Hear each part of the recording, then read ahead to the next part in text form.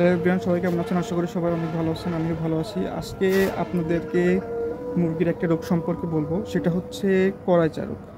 এই রোগটা এমন একটি রোগ যেটি আপনাদের মুরগিকে যদি একবার আক্রান্ত করে, তাহলে সেই মুরগির সংস্পর্শে যত মুরগি আসবে ওই মুরগির থেকে ওই মুরগিদের ভাইরাস ছড়িয়ে যাবে।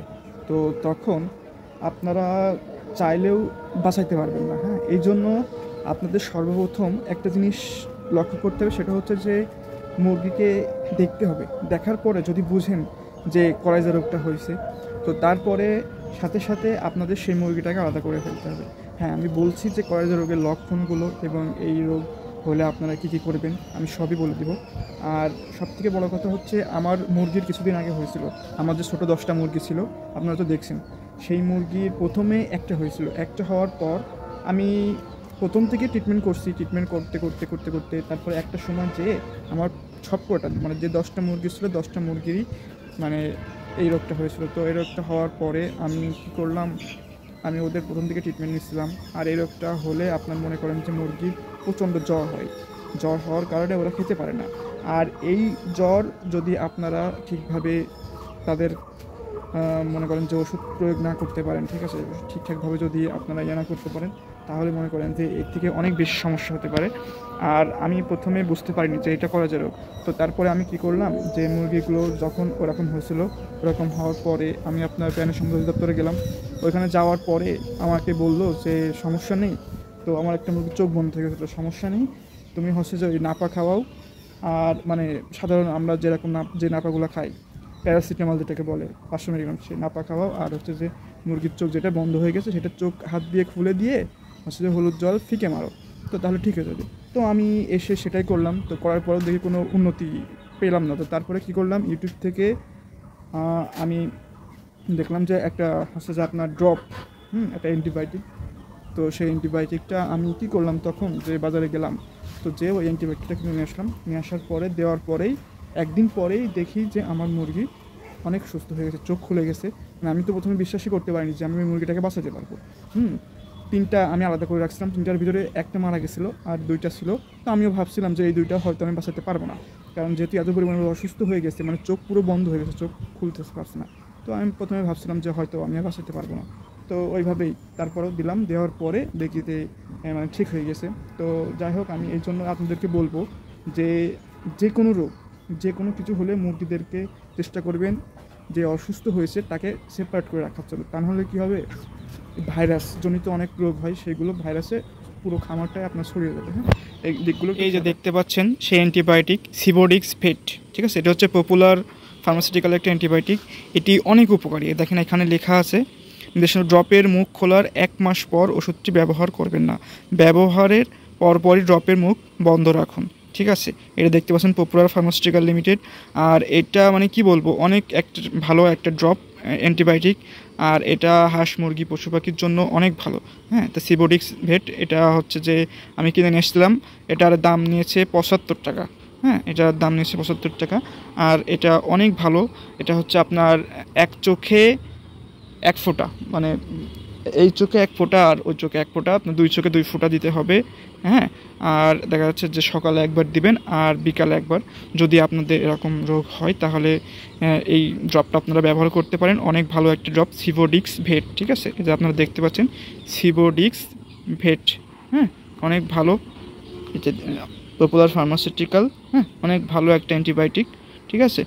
আর এইটা আপনারা ব্যবহার করতে পারেন। তো চলুন আমি দেখাই যে হচ্ছে যে কী কী হলে আপনারা বুঝবেন যে আপনাদের মুরগির কলাইজা রোগ হয়েছে। হ্যাঁ, এই যে দেখতে পাচ্ছেন আমার সেই ছোট বাচ্চাগুলো, এর ভিতরে আমার 10টা বাচ্চা রাখছিলাম। তো 10টা বাচ্চা এখন বেশ বড় বড় হয়ে গেছে, আপনারা দেখতে পাচ্ছেন। এর ভিতরে আপনার 4টা মিশরীয় ফার্মি মুরগি আর 3টা হচ্ছে দেশি মুরগি আছে, ঠিক আছে। আর 3টার ভিতরে একটা মারা গেছে আর 2টা আমি আলাদা করে নিচে রাখছি, একটা দেশি আর একটা মিশরীয় ফার্মি। হ্যাঁ, তো ওরা মিশরীয় ফার্মু যেটা, সেটা অনেকটাই সুস্থ হয়ে গেছে, আর যেটা দেশি সেটাও অনেকটা সুস্থ হয়েছে। তারপরেও আমি সেপারেট আলাদা করে রেখে দিচ্ছি, এই কারণে যাতে তাদের ভিতর থেকে কোনো রকম ভাইরাস এদের ভিতরে প্রবেশ করতে না পারে। হ্যাঁ, এই যে 10টা দেখতে পাচ্ছেন, এই 10টা মুরগিরই আপনার মনে করেন যে এই কলাইজা রোগটা হয়েছিল। আর এই রোগটা অনেক ভয়ঙ্কর একটা রোগ, যেটা আমি বুঝতে পারলাম, আমি রিয়েলাইজ করলাম। হ্যাঁ, তো আমি আপনাদেরকে একটা বাচ্চা ধরে দেখাই। এই যে দেখতে পাচ্ছেন আমার হাতে একটা বাচ্চা, এই যে দেখেন এর চোখ, ঠিক আছে, এই যে দেখতে পাচ্ছেন এই চোখটা, এই যে দেখেন এই চোখটা আপনারা দেখেন কেমন, আর এই পাশের চোখটা আপনারা দেখলেই বুঝতে পারবেন, এই যে দেখেন এই চোখটা, ঠিক আছে, এই চোখটায় আপনার রোগটা হয়েছিল না। কলাইজা রোগের মূল লক্ষণ হচ্ছে চোখের চারপাশে, এই যে চোখের চারপাশে আপনার ফোলা থাকবে, চোখের চারপাশে ফোলা থাকবে, জল টলমল করবে, ঠিক আছে, মানে মনে হবে যে চোখের চারপাশে অনেক পানি জমেছে, আর চোখের ভিতর থেকেও মনে করেন পানি ঝরবে। আর মূল কারণ হচ্ছে ঠান্ডা। হ্যাঁ, এই যে দেখেন, এই যে দেখতে পাচ্ছেন চামড়া উঠে গেছে, এই যে দেখেন চামড়া দেখছেন, এই যে চামড়া শুকায়, এই যে দেখেন এটা হচ্ছে কিন্তু চামড়া, এটা শুকাই গেছে, ঠিক আছে, দেখতে পাচ্ছেন কেমন হয়েছে।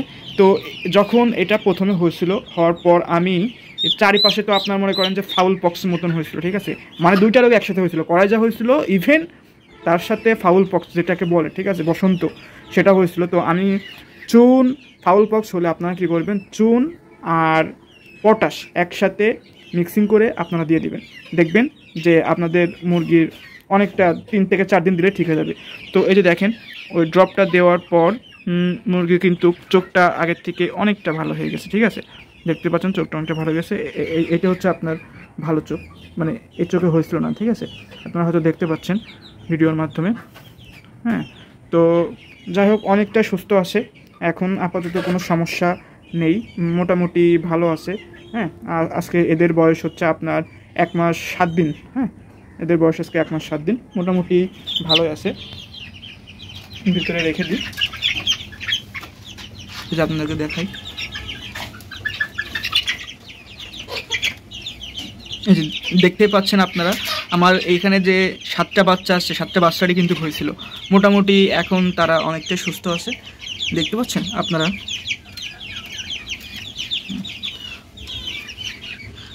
এই যে এইগুলো হচ্ছে আমার বড় মুরগি। হ্যাঁ, তো এই জন্যই আমি আপনাদেরকে সবসময় একটা কথা বলবো যে আপনাদের মুরগির যদি কোনো প্রকার রোগে আক্রান্ত হয় তাহলে অবশ্যই আপনারা সেই মুরগিদেরকে আলাদা করে রাখবেন, কারণ আলাদা করে রাখলে আপনার 2টা উপকার। এক, আপনি সহজে চিহ্নিত করতে পারবেন যে এই মুরগিগুলার আমার সমস্যা হয়েছে, এদেরকে ট্রিটমেন্ট করতে হবে।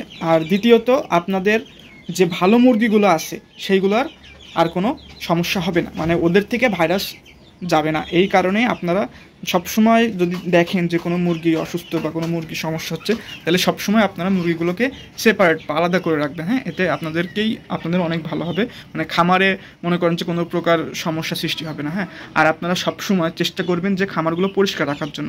এই যে দেখেন আমি গতকালকে আমার, এই যে আপনারা দেখতে পাচ্ছেন যে খামারে কিন্তু কোনো প্রকার আমার হচ্ছে যে লিটার্ন বা মানে কোনো প্রকার দেখেন যে মল নেই কিন্তু বেশি। হ্যাঁ, আমি কিন্তু খামারটা গতকালকে পরিষ্কার করে রেখেছি। আমি চেষ্টা করি সবসময় যে আপনার হচ্ছে যে 10 দিন 15 দিন পর পর ক্লিন করে রাখতে। হ্যাঁ, এতে কি হবে, আপনাদের মুরগিদের রোগ ব্যাধি অনেকটাই কম হবে। আর এই যে আপনার লিটার মনে করেন দুর্গন্ধ হলে আপনার এর থেকে কিন্তু অনেক ধরনের সমস্যা হয়, অ্যামোনিয়া গ্যাস সৃষ্টি হবে। অ্যামোনিয়া গ্যাস হলে আপনার মুরগির কিন্তু অনেক ধরনের সমস্যা হবে, মুরগিরা আপনার মনে করেন হা করে নিঃশ্বাস নেবে। হ্যাঁ, এতে আপনাদের মুরগির অসুস্থ হয়ে যাওয়ার সম্ভাবনা থাকে। এই জন্য আপনারা সবসময় চেষ্টা করবেন যে খামারটা পরিচ্ছন্নতা রাখার জন্য। আর একটা কথা সেটা বলি যে এই যে কলাইজা রোগ, এটা যদি হয় তাহলে আপনারা তাৎক্ষণিক মনে করেন যে এই যে আপনাদের যে ড্রপটা দেখালাম সিবোডিক্স, হ্যাঁ, এই ড্রপটা দেওয়ার চেষ্টা করবেন, আর সাথে সাথে আলাদা করে রাখার চেষ্টা করবেন। দেখবেন যে আপনাদের মুরগিগুলোকে সুস্থ করতে পারছেন। মানে আমি এইগুলো করে আমার মুরগিদেরকে সুস্থ করেছি। হ্যাঁ, তো চেষ্টা করলে আপনারাও পারবেন, আর আশা করি আপনাদের কারোর খামারে কোনো সমস্যা হবে না। আর আমার এই ছোট্ট খামারের ভিডিও আমি আপনাদের মাঝে শেয়ার করি, তো যদি ভালো লাগে তাহলে অবশ্যই আমার এই চ্যানেলটা সবাই সাবস্ক্রাইব করে দিবেন আর পাশে থাকবেন। আর যদি আপনাদের কারোর কোনো কিছু জানার প্রশ্ন থাকে তাহলে অবশ্যই কমেন্ট বক্সে কমেন্ট করে জানাবেন। আর আমার যদি কোনো ভুল ত্রুটি হয় তাহলে অবশ্যই আমাকে কমেন্ট করে জানাবেন। আজকের ভিডিওটা এই পর্যন্ত, সবাই ভালো থাকবেন, ধন্যবাদ।